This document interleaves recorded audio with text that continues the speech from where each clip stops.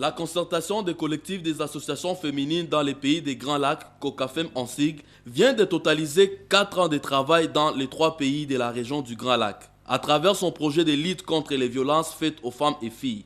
Au début, le collectif a assisté uniquement les violences des victimes basées sur les genres, mais il a par après essayé de voir les origines des violences dans les couples au sein des familles et il a remarqué que c'est la vie des foyers car des fois les hommes ne savent pas qu'ils sont en train de commettre cet acte de violence. Explique Madame Gachoreke Marie-Jeanne, secrétaire générale du réseau Femmes Épées. Au début, on assistait uniquement les victimes, mais nous avons essayé de voir les origines des violences. Nous avons remarqué que ça vient des foyers. Pourquoi? Parce que des fois, les hommes ne savent pas qu'ils sont en train de faire des violences à l'endroit de leurs femmes. Même les femmes sont promoteurs des auteurs qui arrivent. Alors, nous avons vu que pour qu'il y ait un bon changement, il fallait commencer par les couples. Donc, nous avons organisé cet atelier pour sensibiliser les couples. Pour le code de la famille. Ensuite, les instruments, donc les lois qui protègent la femme et aussi qui punit les auteurs. Maintenant, vous avez vu que nous avons les couples qui avaient suivi la sensibilisation avant. Maintenant, nous avons aussi de nouveaux couples. Pourquoi?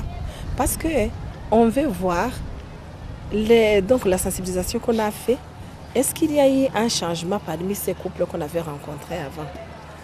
Et pour qu'ils puissent encore donner des témoignages à ces nouveaux couples, que c'est possible qu'il y ait un changement dans le foyer. Étaient invités dans cet atelier les anciens couples des communes urbaines de Guiosha et Kinama qui avaient participé à la première sensibilisation pour donner les témoignages aux nouveaux couples. Je buvais trop d'alcool et je gaspillais tout mon argent dans l'impédicite. À la maison, on se chamaillait avec ma femme. C'était vraiment de la guerre. Même les voisins se réveillaient pour voir ce qui se faisait chez moi. Mais pour le moment, tout va bien. J'ai même abandonné la bière. On s'entend bien avec ma femme. Je remercie beaucoup mon Dieu pour ces enseignements qui ont changé mon mari. Aujourd'hui, il utilise son argent pour l'intérêt de la famille. D'autres couples témoignent qu'ils ont parvenu à une vie harmonieuse dans leur foyer grâce au concours inévitable du dialogue et de la prière. Le dialogue et la prière sont les principes qui favorisent notre bonne cohabitation. Vraiment, je suis satisfaite de notre bonne cohabitation. On se concerte dans toutes choses, même s'il s'agit d'utiliser l'argent.